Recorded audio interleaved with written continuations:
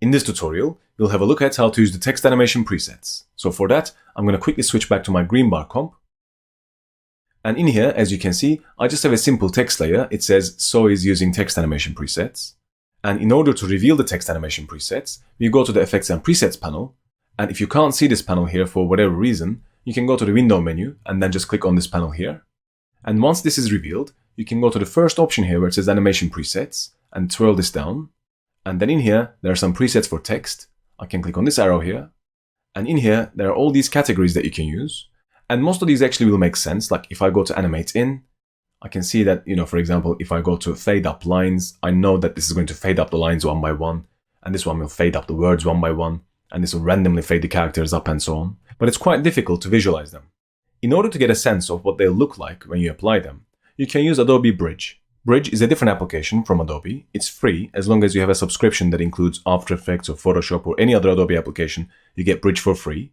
So if you make sure Adobe Bridge is installed, you can come up here right to the top of this list and then click on this tiny button here to the right of the Effects and Presets button.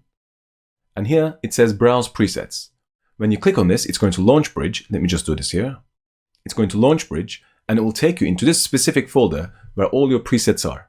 This is actually where you install all the presets as well. If you ever download presets from the internet or elsewhere, you can install them inside this folder, and next time you start After Effects, you'll see those presets in there.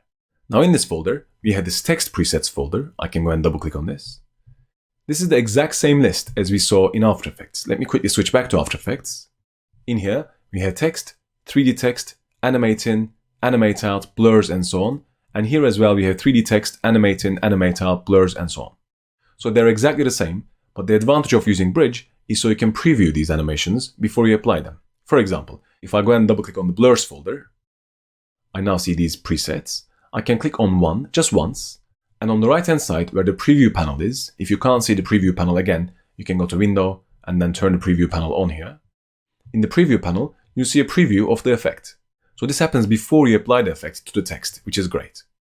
If I want to see some others, let's say, I don't know, this jiggy effect, this is what that looks like. I can go back and you can preview all of these. If I go to organic and just click on one of them, let's say quiver, that's what happens there. Or if I choose sprouts, so the characters are kind of growing gradually. I can choose, let's say, simmer, that's what happens there. There are quite a lot of presets you can pick from, and some of them, I admit, are quite cheesy. Some others, though, are quite useful. For example, if I go to the text presets again, and then maybe choose animate in, there are some really useful ones here. For example, if I go to slow fade on, this is what that looks like. And straight in by character, this is what that looks like. So it kind of rains in from the right hand side. You can use some others, let's say, I don't know, fly in from bottom. That's what's happening. But let's say you like one of them and you want to use them. Let's say, for example, I like to use the slow fade on. Now, before I use this, what I need to do is to go back to After Effects and then make sure that this text layer is actually selected, so that After Effects knows to apply the effect to the text layer. And then I go to the time when I want the effect to start. Let's say, for example, here, I want this to start around about 10, 12 frames. So the text is selected, the playhead is in place. I then go back to Bridge. And then if I now double click on this, it applies the effect to the selected text layer, starting from where the playhead is. To reveal the keyframes, I can press U. I can see now that I have 2 keyframes only, and this is what's creating the animation. And the first keyframe started from where my playhead was. So if I go back and play, you see that this is what the effect looks like. And if you want to speed this up or slow it down, it's as easy as bringing the keyframes closer to each other or separating them to slow it down. So let me go a little bit faster here, and then I'll play it again. This is the animation we have.